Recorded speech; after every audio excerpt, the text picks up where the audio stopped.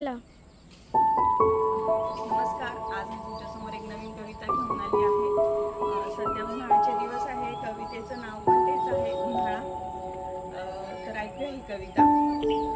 तापमानाचा चढू लागलाय पारा, तापमानाचा चढू लागलाय पारा, ना थंडावा ना वारा, नुसत्या घामाच्या धारा।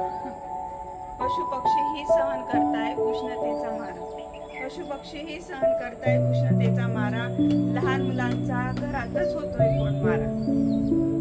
एसी कूलर शिवाय नाही लागत थारा, एसी कूलर शिवाय नाही लागत थारा, 42-45 आता तर 52 अंशावर गेलाय उष्णतेचा पारा। निसर्गाचे संकेत आहेत, निसर्गाचे संकेत आहेत, झाडे लावून ती जगवा, निसर्गाचे संकेत आहेत, झाडे लावून ती जगवा, नाही तर एक दिवस या आगीतच होरपळून मरा। निसर्ग आपल्याला भरभरून देतो, निसर्ग आपल्याला भरभरून देतो, एक दाना पेरला तर 1000 दाणे परत देतो।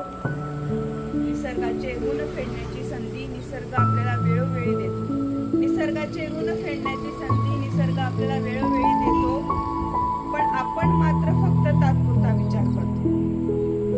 झाडे लावून ती जगवल्याशिवाय पर्याय नाही, झाडे लावून ती जगवल्याशिवाय पर्याय नाही, नाहीतर निसर्गाच्या प्रकोपात होरपळून मेल्याशिवाय दुसरा गत्यंतर नाही।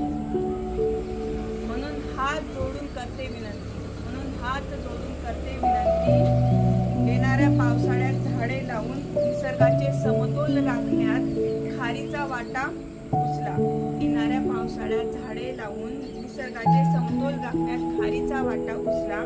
भविष्यात आपल्या लेकरांसाठी, भविष्यात आपल्या लेकरांसाठी झाडे लावा आणि ती जगवा, झाडे लावा आणि